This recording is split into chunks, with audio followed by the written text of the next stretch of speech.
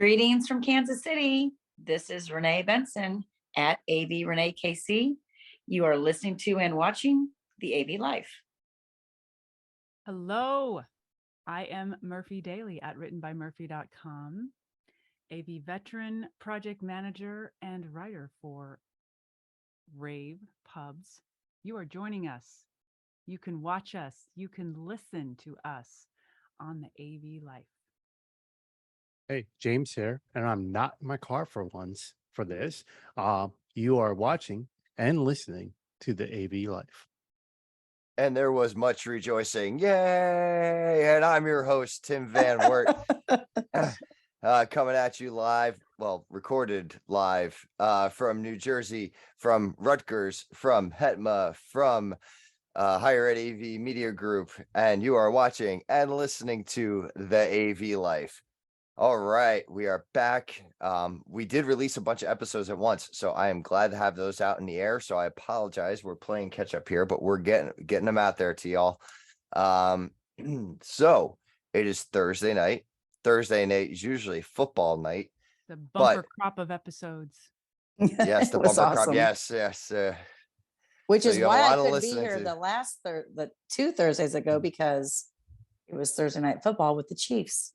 Yes, exactly. And tonight was it was supposed to be game 2 of the American League Divisional Series, Yankees versus the holy crap, I totally drew a blank on this. Why did I forget this? Holy crap. Anyway, Yankees are supposed to play on tonight, and I was Yankees hoping and that was gonna Guardians, right? and Guardians. That's why. You know what? That's why. Because that's It's their not old name, right? Or their new name. Yeah. Yes, it's their new name. It's not the old name. It's not sticking. And for some reason, I've had the Twins on my brain. I said it earlier when I was at work. I said it. I called them the Minnesota Twins, and I know they're not from Minnesota. And so I apologize to all those people in Cleveland. But but that got rained out tonight. We're getting some pretty good rain over here in New Jersey, New York area. But the Devils did open their season against the Flyers tonight, and there's football tonight. So this is a great sports night. Excuse me. So before I go into my little gripe, I just want to, how are we all doing tonight? Aside from me, I'm talking a lot already. Hey, you're just lucky you got a voice back from me, because I did go to the Monday night football game here in Kansas City, which was insane. I got a voice back yesterday afternoon, so I'm glad I could be here. Sorry, I'm pretty sports oriented here this time of year. That's okay. So am I. And I apologize to all of our non-sports people out there. But you know what? It wouldn't be part of the AV Life legacy if we didn't talk a little bit about sports. Corey always did. Him and his, now known as the Commanders. I remember that. But, and the weather. And the weather. And the weather is really nice during the day, and it's chilly at night.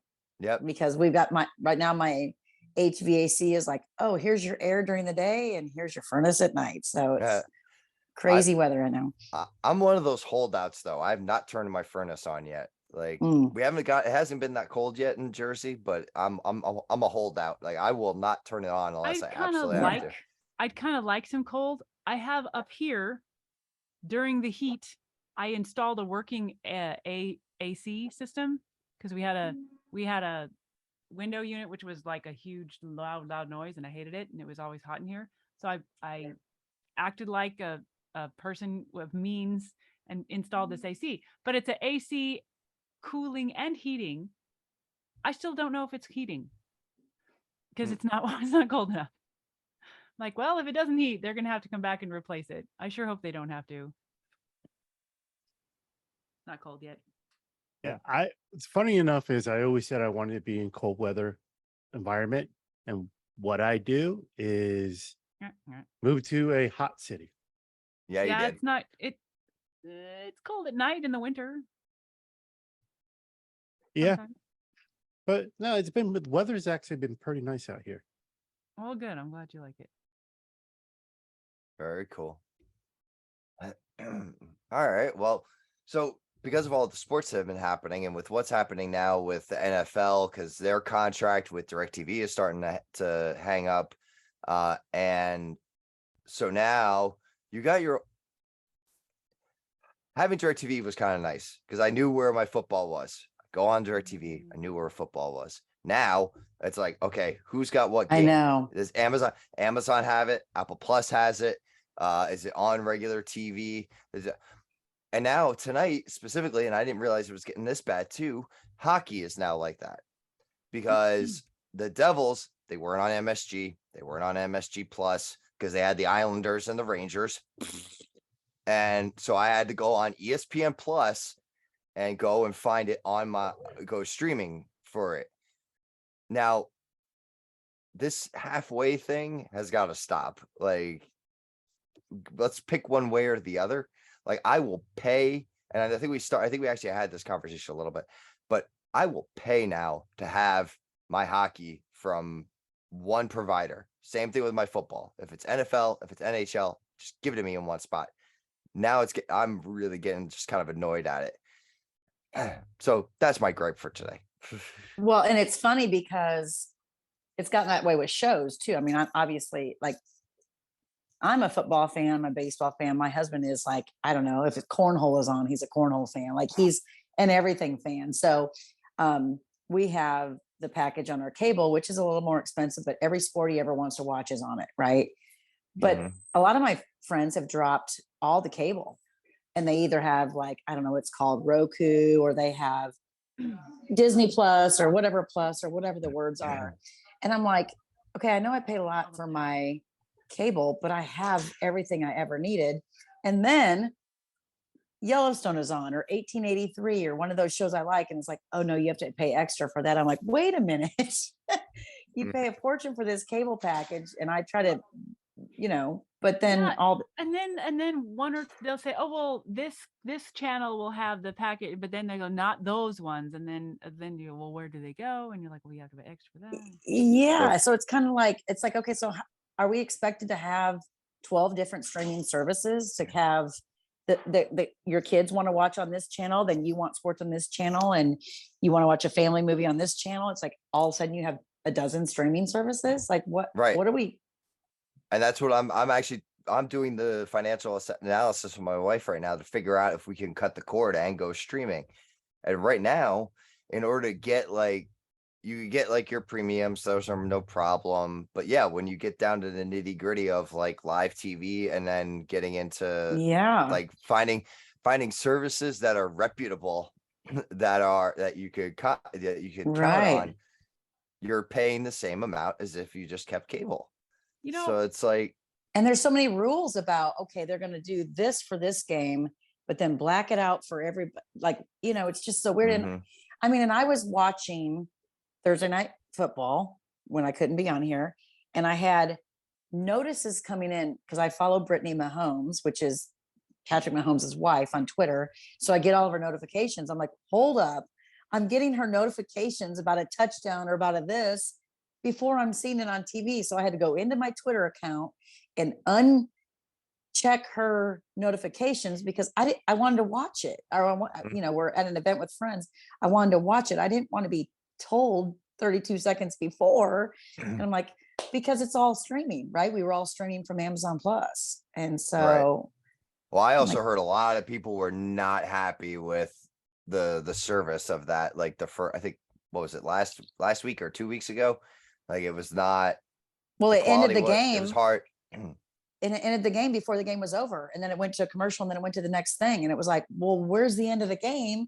And the quality was not good. So they're going to have to figure their stuff out.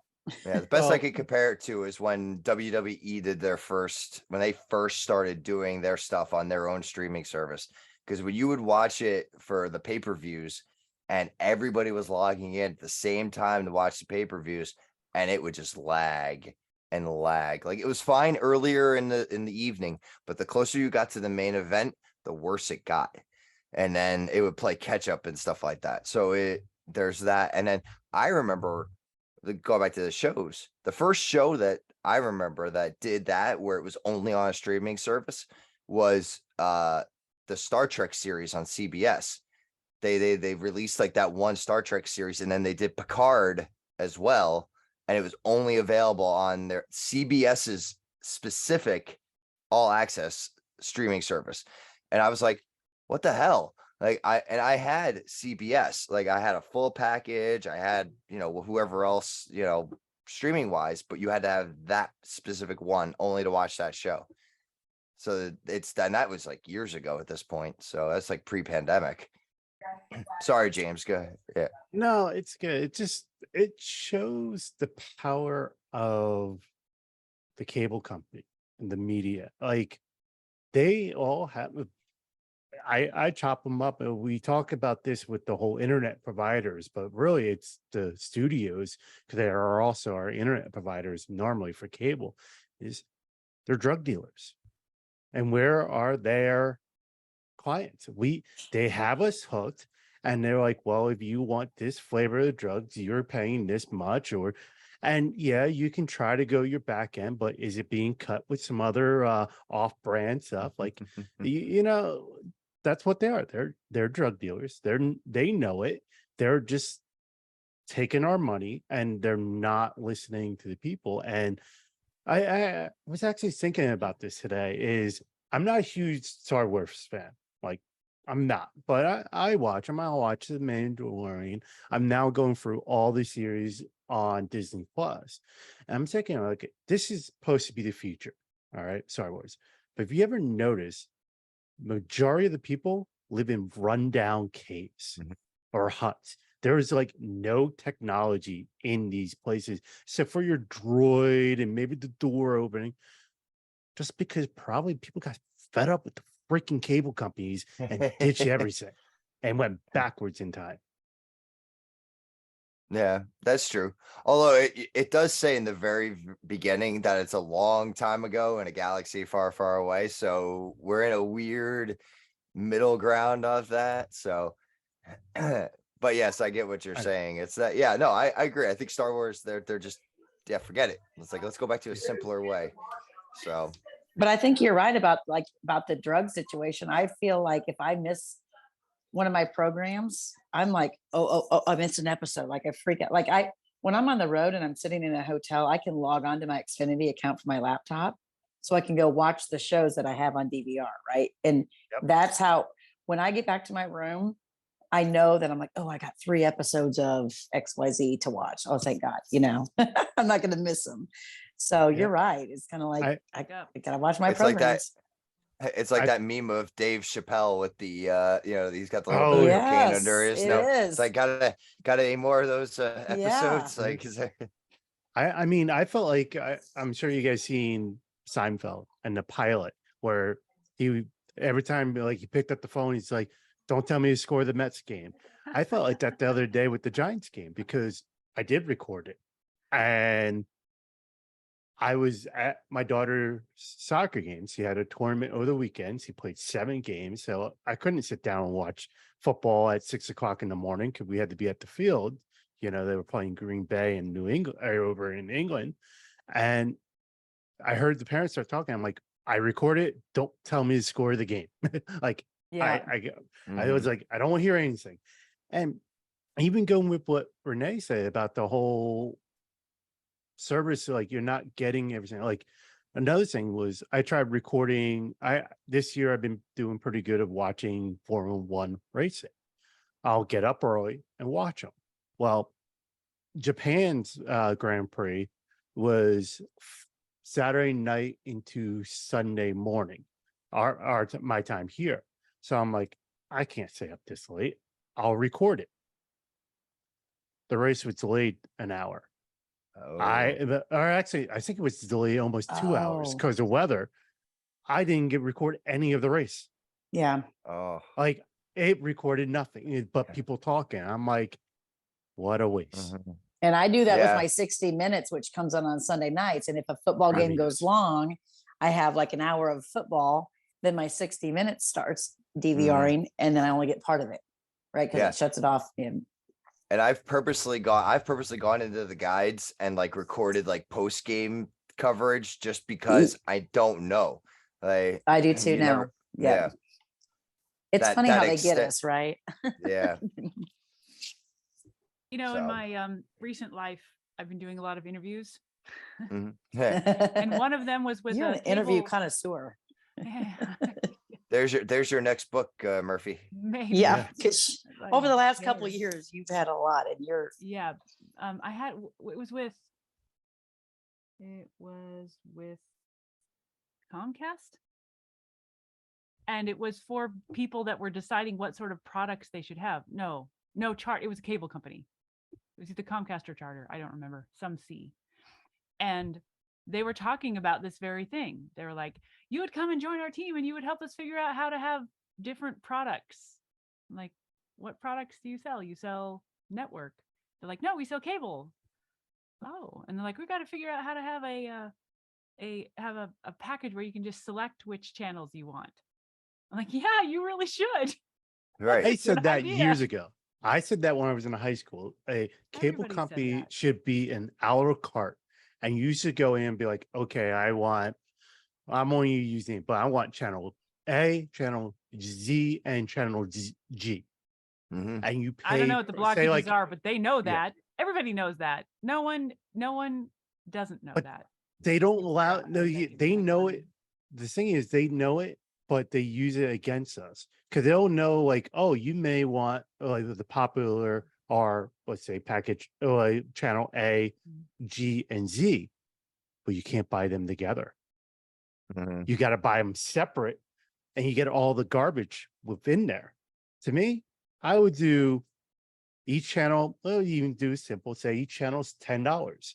You pay $10 a month per what channel it is, and you could pick whatever a la carte you want. A true Mhm. a la carte, not this.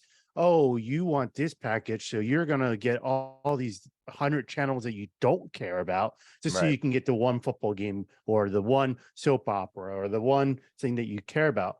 But oh, if you want something else, you got to go into this other package as well.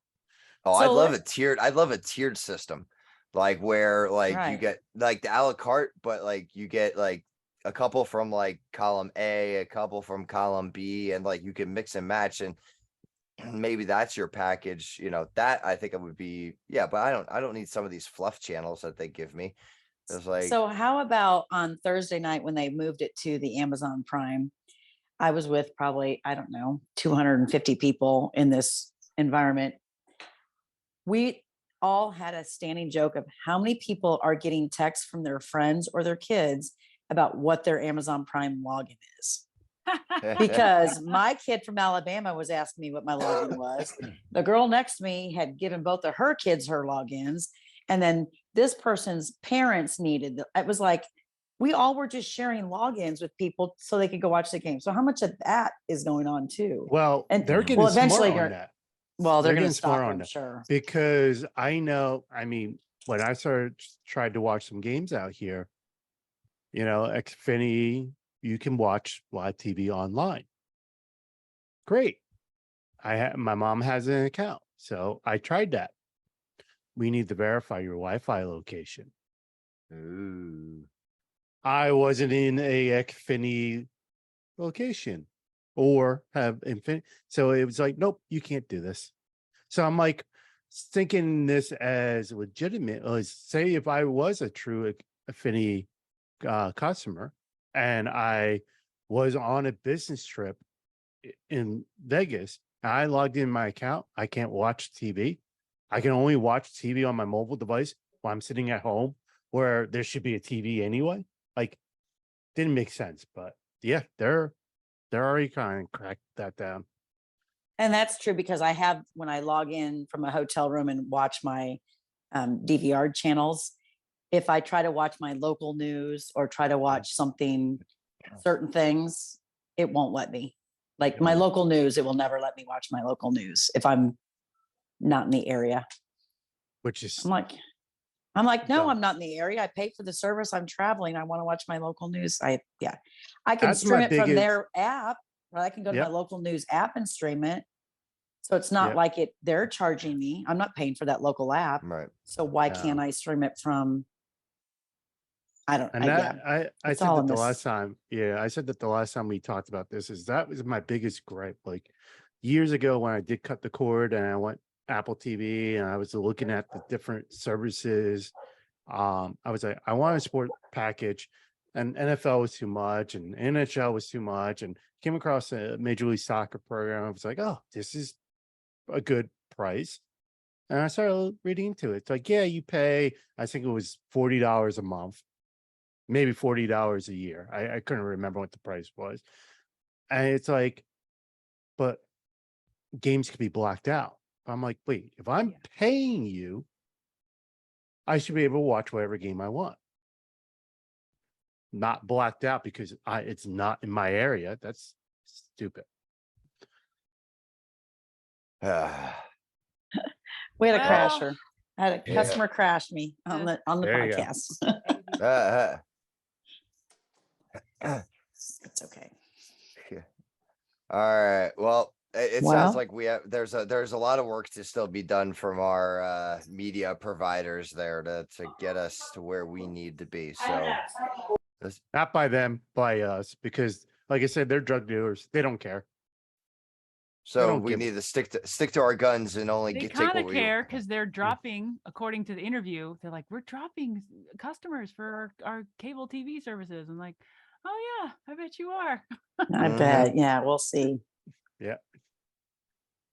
So all right, well, let's shift gears and head over to Murphy and our PM minute. What do you got for us today, Murphy? Oh my goodness.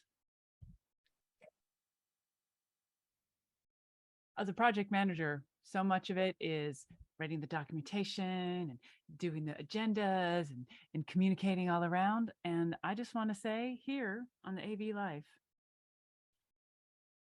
don't forget the physical reality of where the project is happening. Make sure to have that information. The site walk, whether you do it yourself or somebody else, make sure you know what's going on in that site, because the dumbest stuff will stop you. Mhm. If you don't have an electric outlet at the right spot, you are not going to have a system. And if you think you've got a path, but there's a fire safety wall, I was going to say firewall, but that's not it. Fire safety that you can't drill through, you've got a problem. Mhm. So physical stuff still matters. Yeah, it does. Totally. Yeah, 100% agree with that, Murphy. It's funny. I was just having a conversation with my team about that last week. Yeah, it was like last Mhm. week. And we're coming up with like what our process is going to be like for our projects this next summer. And my boss came up with a new like structure on how we were going to do things. And one of them was check out the classrooms and come up with a plan. And Mhm. I clarified, I was like, we need to physically go to the classroom and come up with a plan. We have certain members on our team who like to go by drawings. That's fine. You can start with drawings because we're going to need to eventually give drawings for everything. But If you can trust them. Well, that's the thing. We've done Trust but projects with this. verify. Trust but verify. Yes, exactly. Mm. It's like it's a good starting point to come up with an idea, but then you need to go out there and actually see the space. Make sure there's not a sprinkler head where you just put a Mhm. speaker, or maybe you need to pop the ceiling grid open just to make sure there isn't a piece of HVAC riding right across the ceiling tile and making it near impossible to put a projector mount in there. So yeah.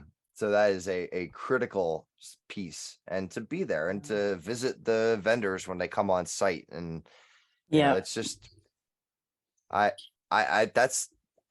my favorite part, is being on site.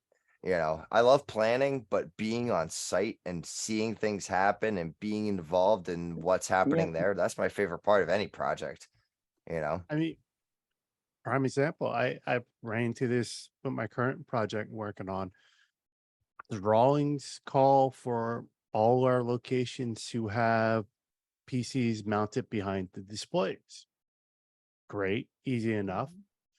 I walk into this one conference room to look at it. It's a recessed wall. So I came back to the designer. I'm like, and how is a user supposed to access the computer behind the display with the recessed wall? And their response was, What no one recessed told wall? us. No one told us it was a recessed wall. Mhm. So yeah, that's stuff you don't pick up on drawings all the time. Yep. And like So I had not fault of LED them. It's just stuff Yeah. that gets miscommunicated. So I had a Also, wall. photos make me a lot. I'm Yeah. sorry, Renee. I had a wall that was an outdoor LED to be installed before opening day in St. Louis. Well, anybody who knows anything about the Midwest knows opening day could mean there's snowflakes coming, or it could be 100 degrees, right, in March or April. And the LED people were coming to install, and it was late February. And I was like, is there any sort of tarp or heater? Because I don't know, what St. Louis is like in February, but it's, I don't know, 12 degrees. And and they're like, what? I'm like, yes, when you come from a warm climate place, you have to remember about the climate outside. And the installers in the area are obviously used to it, but there's certain things you just can't do when there is snow coming in your face and you're trying to install an LED wall. So, Yep. all sorts of environmental things. We talked about this before too, right? Like the architects who don't pay attention and put a really nice, beautiful, bright light right where the projector is going to be installed. And Oh, why did you pick Check. those? Oh, they look pretty. I was like, well, oh, okay, they're well, beautiful lights. yes, they are, but they're beautifully in my way. Yeah. Yep. Yeah. All of a sudden we need 10,000 more lumens just to break through that light, right? Oh, the fun, the joy of being in AV Oh, lights. well, that was, yeah. So yeah, I actually had a fun conversation with an electrician today about this. We have one or two staff electricians who work for Rutgers, and the one came by my office, and he's like, I was working in this one classroom, and I got the light switch working. I'm like, okay. He's like, well, I had to share with another light switch, and so now the projector, like the lights in the room, it's either all on or like two lights on. And I'm like, and he's like, do you think they're gonna be okay with that? And I'm like, probably not. And Share. he's like, well, Define share. well, and he was like, well, you could just make the projector brighter, right? And I'm like, no, like I can't. I'd have to go bless and his like get a heart. new. I'm like, no, I have to go get another projector. I'd have to replace the whole projector in order to make it brighter. And he goes, oh, well, yeah, we're gonna have to do something about that. I'm like, yeah, you are. I mean, you can't just put a new bulb in it and it doesn't make it brighter. I get that question. I hope those people aren't Apparently I'm listening to this. Apparently I'm missing something there. That wasn't part of my Avixa training or anything Yeah. like that. So Or my training. Well, Yeah. I mean, it's like, it's the same thing you do with display, same concept. You have this special tool and it stretches the display to go from 65 to 85. If you just add the right kind of lamp, it'll do the same. You just get more lumens. Yeah, you do. Yeah. It's just, and it's super, super, really great Yeah. picture, really pretty. Yeah. Yeah, it doesn't We'll get make it grainy just- at all. No. No, Stretch it. no. Stretch it. Oh, I hope none of my customers are listening to tonight's episode because I have Okay. so many like that. That was sarcasm. It Yeah, all doesn't exist sarcasm. for anyone that's confused. There are limits. There are hard limits on the light. There are hard limits in the size. Yes. Just so we're clear. I'm laughing because Like we the only wish thing- it the worked only- that way. Yeah, the only thing you could change possibly is your lens, if that, but that will only get you a bigger image, not really a brighter image. Yeah, And image actually, depending on, size. yeah, it depends. And actually, depending on the lens, it may actually dock your lumens. So there's that too. Yeah. But that's a whole nother conversation. Projectors are complicated. So go to the projector calculator There you go. tools Yes. Mhm. and put in all the measurements and then you see what you need to do. Mhm. There's also VIXA standards for that as well. So, There are also VIXA standards, which ours is based off of. well, there Just you go. saying. Of course. Well, if Those any of standards. your competitors are also providing are. that sort of information, they should be as well. So They are. They should be. Yeah, they are. yes. So Good um, PM minute, Murphy. yes, Sometimes you say things as like, well, this should all just be common AV sense, but it's not always. no. And I think our stories after the fact make it, yeah, okay, this Yeah. isn't This is real life, right? Yeah. it's not fantasy. All right. So, James, as we are now in the month of October and we're talking about nightmares, AV nightmares, your article has just hit on higheredav.com. So I will first off say go to higheredav.com, go read James's article, because we're using it basically as a kickoff for a slightly bigger conversation, just because we're already like 25 minutes into this episode, as it always happens to work out for us. So in a nutshell, give us a quick blurb about your article there, James. In a nutshell, talk about disaster recovery. It's a big buzzword in IT, and yes, AV is IT, and we should be doing disaster recovery. Two key components I talked about in my article was software or program or code recovery, and having gear on the shelf to swap out.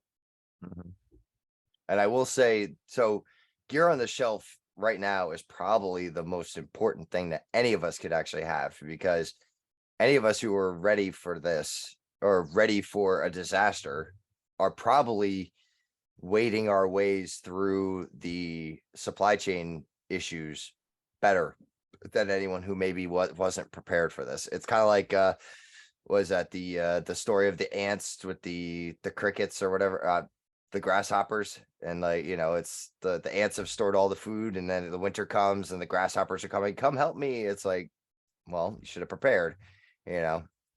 But you know, And there's so um much going on right now with every little thing is getting hacked, and every little mhm, story you hear about Mm. Russia and this and that and the other. And we don't really know. I mean, I think you could be prepared, but you really don't know what's coming with some of these scary things. And so you're right, getting as much prepared as you can be, and product on the shelf, or it was a great article. And you're right. You know what? The biggest thing about this article at the end was, if you don't have it, let October be the month that you do it, right? Like Yep. if you don't, then do it now, because there Yeah. is some SHIT coming down that's not going to be good here very soon. So yeah. Well, I and mean, this is nothing. Oh, go ahead, James. No, you go ahead. I was gonna say, this is really nothing. This is not a new conversation. right, right. Business continuance has been a thing. It's always been a thing, but I will say it's been a really big thing over the course of the last, I say, 22 years. Post 9/11 was what Post 9/11. really got us thinking about this, because any of those New York based businesses, Washington DC based businesses, you know, when things went down, how do we come back? And how do we Right. recover? How do we bring ourselves back? That started the company in a previous life. I was working for a Fortune company, and I was doing facilities work, and they created a business continuance group immediately after 9/11. Like it was like the next month, like it was something that, and they were, because they had a big data center, they had, you know, multiple locations, it included security, and so it was, my role got bigger at that time too, because I started picking up other things as well. But the big thing was, if something were to happen, what do What's we the do? plan? What's the Right. plan? And how do we get back up? Like, where do we route everybody? Like then there was like a secondary data center that, you know, I'm way removed from this company now, so I don't know where Yeah. anything is. But then we all moved into a smaller building with tighter security, and everybody had their badges, and so it was like the whole thing. So 20 years now, and the threat is still very much real. The threat is from a different perspective, though. Yeah, for sure. And I think that too, that a lot of times we get comfortable. Like, it's been how long since 9/11? Well, guess what? That still could happen tomorrow. It might not Mhm. happen again ever. It might happen in 2 years. I think people get comfortable with, well, we're okay. We're okay. We'll deal with that tomorrow. No, deal with it today and just get the plan underway, get it set, and be prepared. Mhm. I mean, look at people. I mean, you hate to take a natural disaster, but look at the people that have a natural disaster and then, oh, I didn't pay that homeowner's insurance, or hey, I didn't pay that insurance for this, and now you have a major issue on your hands. So and it's the same thing, right? I mean, your DR plan is insurance. It's insurance to make sure that you are covered should something really bad happen. And I think since we don't deal with it every day, people get comfortable and go, well, I'll take care of that next week, Mhm. but next week might be a week too late, right? Yeah, DR plans are always, back burner, except for the IT world. Like I say, IT is huge on them. But the big thing about any kind of plan, especially a disaster recovery plan, is you need to know how it works. And you need to verify the steps. I actually remember reading an article probably a year ago now. I forget what it was. This company had a disaster. They had a disaster recovery plan. They couldn't recover. Their team, Yeah. they looked at it and go, why couldn't we recover? They had their check and balances. They verify every step except for the recovery step. Mm. They knew that stuff was being backed up, but the recovering things didn't support what they were doing to back up. So they couldn't recover from their backups. So that's really the key. And I really chop it up to a story my mom told me. I know I've said this before. She's a retired teacher, but every school has those fire drills, but they're planned for the administration. Administration knows when the fire drills are happening. Well, in my mom's school, a teacher saw one of the science labs was on fire, pulled the fire alarm. All the teachers and students evacuated the building just like a fire drill because they didn't know any different. The administration ran around with their heads cut off like chickens because they're like, this is not a fire drill. What do we do? Blah, blah, blah. They didn't practice their plan. They didn't know what to do in the case of an emergency. So having a plan is great, but knowing what to do and verifying your plan and verifying the steps throughout, the best thing you could always do is maybe yearly do a disaster recovery. Go and take an offsite. I mean, IT people do this. I know Yep. at my old university, they would go once a year to an offsite place and spin up from a recovery and see how long it would take them to get the up and running and see what failed and what didn't Oh from my a God, that offsite would give location. so much confidence. If/when a disaster actually happens, they'll be like, we know this. Yep. Well, Yeah. and the other Wow. thing is that, if an actual disaster happens, what do we all do? We all kind of immediately go into panic mode. But if you had just done a kind of a drill or what have you, you feel a little more confident, right? I would think so, right? Like if you had just Yeah. done a drill and then it happened, you're like, wait a minute, we just drilled this. But if it's like you never drill it, then it comes to now you're all in a panic, and how are we going to fix this? How are we going to get everything back online? So I think that's great that company did that they were doing, go off site, make it happen. And to me, that's just a fire drill, right? That's just a fire drill that they're It taking, is. Yeah. yeah. And that's, I agree. And like when you have that, you feel comfortable with it. And then, it's like practice before the big game. It's like Yeah. practice a play, you practice a play, and then it just comes natural when it's time to actually do it.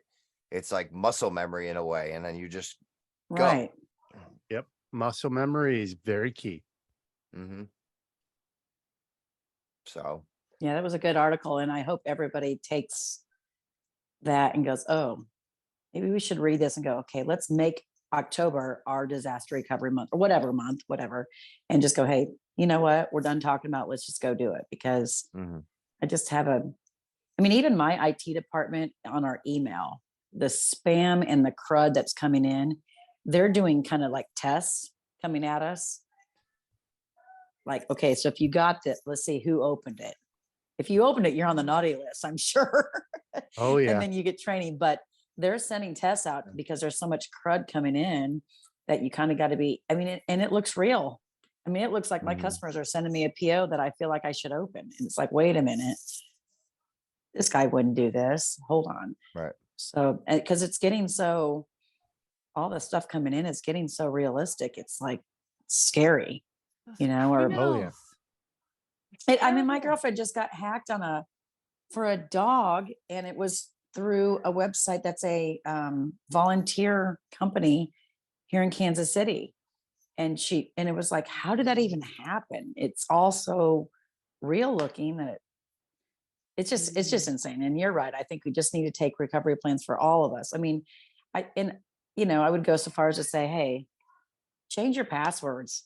Change your passwords. Go in and do it. You know, there's a lot of stuff happening right now. James would say. I know what James would say. Now don't change them and put it on a post-it note and put it right here behind you. Yeah. But change the Fun. passwords. That's I mean, fun. yeah. That's fun, right? So set up your dual authentication if your provider lets Absolutely. you have that, I will say it gets annoying after a while because I have to dual authenticate for all my I do too. Rutgers stuff. But you know what? It goes to my watch. Like, Me so it's too. just a quick Click. tap and yes, I'm here. It's like So somebody even security, somebody yes. I even don't- commented on that to me once. They saw me like logging in and I waited for the alert to come up and they go, you could do that? And I'm like, yeah. It's like, I mean, that's so easy. I'm like, yeah, it is. security by nature is supposed to be inconvenient. I mean, that's Yeah. really what it is. And I use the story as the securing your house. It would be very convenient for us to just walk into our house, have no front door, just walk in. That Mhm. means anybody can do that. So, we take it a step further and we put a door there. Now it's a little inconvenient, you got to open this door, but then you can get in the house. So people who are just on the fence, who won't go through a closed door, you filter those out. Well, there are some people who will test that door knob. Is it open? So now you put a lock on it door. Great. You get those people off the fence, but okay, now you need to take your keys out to unlock your door to get into your house. So it's more inconvenient for you. But now you just took those folks out of the equation of who check doorknobs and see if they're open. Well, there's still people who will break in. So you now put an alarm system in.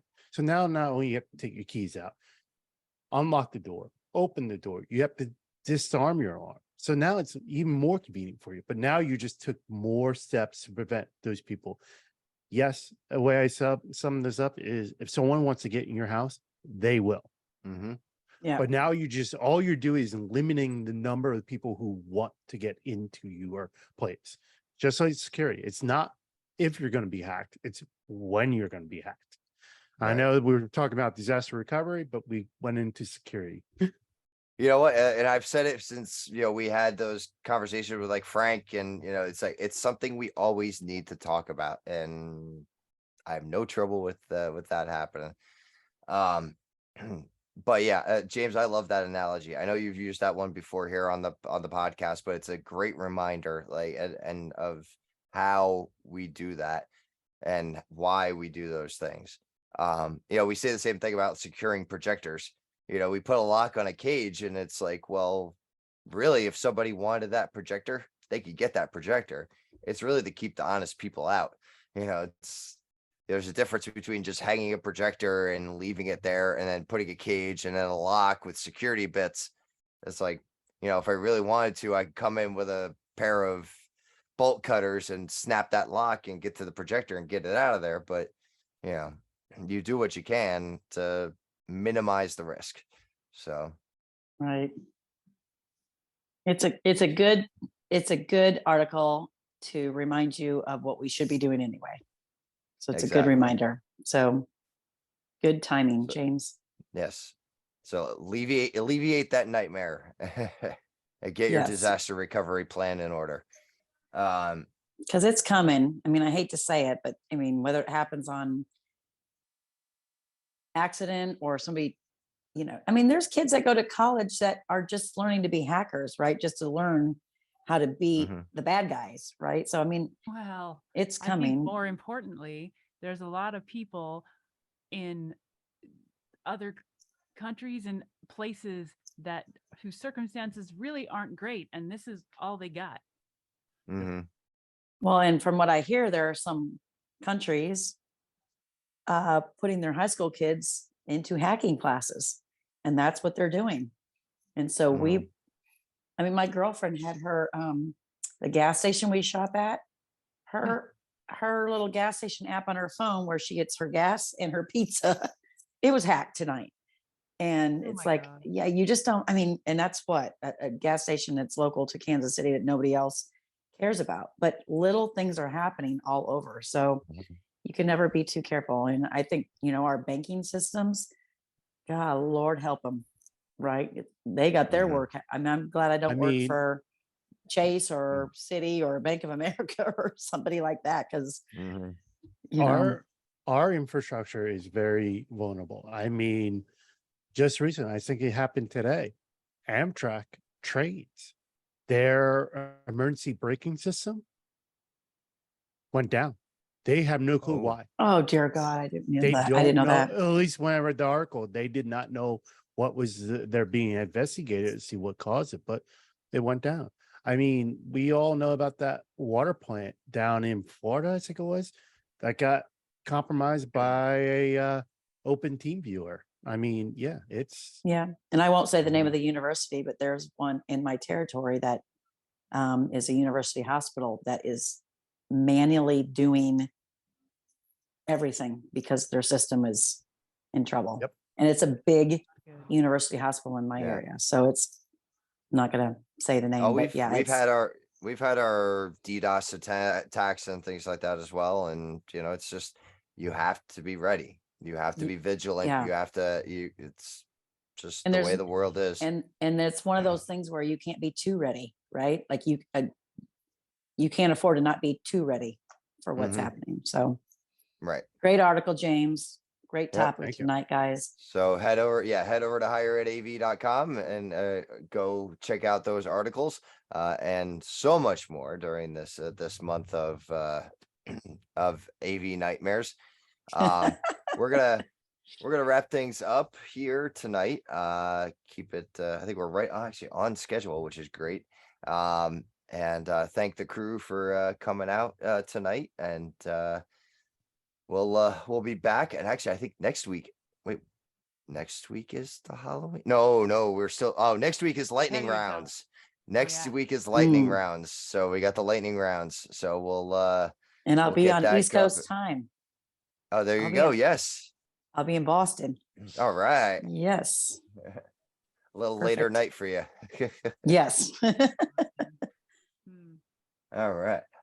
So yeah, and then the week after that is the Halloween party. So because we'll release on Halloween. So I'm providing them all up to speed by then, but I should be. So all Awesome. right.